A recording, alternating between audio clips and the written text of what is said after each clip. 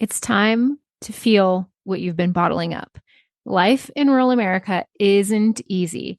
The long hours, the constant pressures, the demands of the land, livestock, and family, it all takes a toll.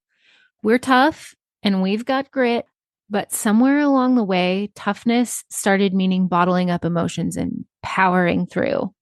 But here's the truth. That strategy, it's not working and it's poisoning us. Maybe you've noticed and maybe you haven't, but the numbers don't lie. We're breaking down and it's showing up in our bodies, our relationships, and in the rising suicide rates in agriculture. You don't have to carry any of it alone. There's another way. If you're ready to stop being weighed down and start moving forward, my one-on-one good movement guidance is now open. Visit the link in the show notes to learn more and see if one-on-one guidance could be for you.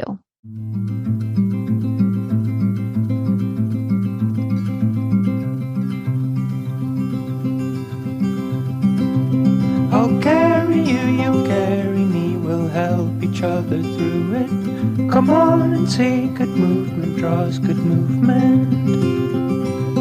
Welcome to Good Movement Draws Good Movement, the podcast where farmers, ranchers, and rural folks can grow relationally through awareness, understanding, and effective communication. Hey, it's T. I'm your host, and I, along with my guests, will be covering topics related to drawing good movement. Things like self and social awareness, brain science, positive psychology, extending grace, and so much more.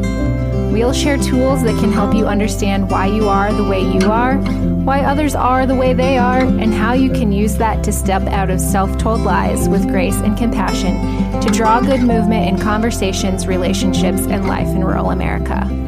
Let's go draw good movement. Welcome back to the Good Movement Draws Good Movement podcast. In typical Enneagram Type 9 fashion, when I was deciding what to talk about in this episode, I went back and forth on whether or not to say this, but I decided to just go for it because growth and because it's how I really feel. And so here it is. I have been really bothered lately by our lack of why. It seems to me that we have been erring on the side of just assuming we know all the things without actually getting curious and questioning the why behind what we're seeing or digging any deeper. And what I'm talking about more specifically is we talk a lot about different issues and potential solutions for these issues, but we never really dig down to why we have the issue in the first place. And I'm of the mind that if you don't know why something is happening, you can't really fix it.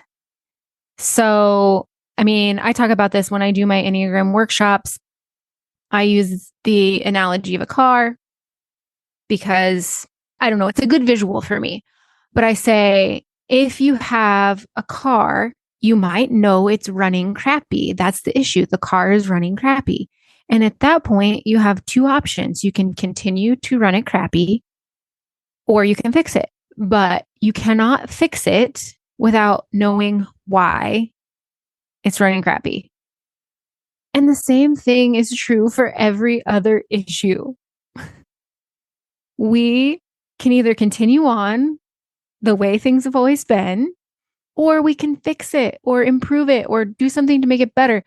But if we're truly after an actual solution and not just a Band-Aid, we have to get down to why it's happening in the first place. And I've always been one who can see multiple sides to a situation. I often say I can't not see shades of gray or lots of sides to things because I might always know where I stand on something, but I can always see and empathize with other points of view. But this lack of why thing and it being so bothersome to me wasn't really that big of a deal until I consumed Gabor Maté's book, In the Realm of Hungry Ghosts. In that book, he specifically talks about addiction. So it's heavy on drug addiction, but any addiction, alcohol, social media, behavior addictions. He talks about his addiction, which is buying classical music on compact disc. So any addiction, really. And it totally changed the way that I viewed people who have addictions. I mean, I certainly have addictions. Mine are just more socially acceptable, probably, than someone who is addicted to alcohol or, crystal meth. But it not only changed the way I viewed people with those types of less socially acceptable addictions, but it also changed the way that I view a lot of other issues and behaviors and things we see in the world. I'm more curious now. And in my own healing journey, it has made me just hyper aware of the fact that we don't ask why enough. We immediately jump on air quote fixes or what I'm going to call band-aids or, stuff that essentially stops the bleeding, but it doesn't heal the wound. And the truth is, when we do that, eventually it's going to bleed through or get infected. And it's just going to be gross and messy and more work to get healed up. When we do that, we haven't truly fixed anything. We've only prolonged the inevitable because we haven't stopped long enough to actually understand the problem. And all problems, when you strip everything back, come from woundings. In the realm of hungry ghosts, this is what Dr. Matè talks about.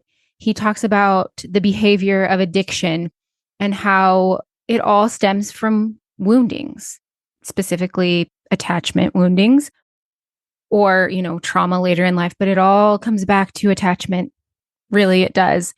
And what happens is people who are prone to addiction have these woundings and they're looking for something.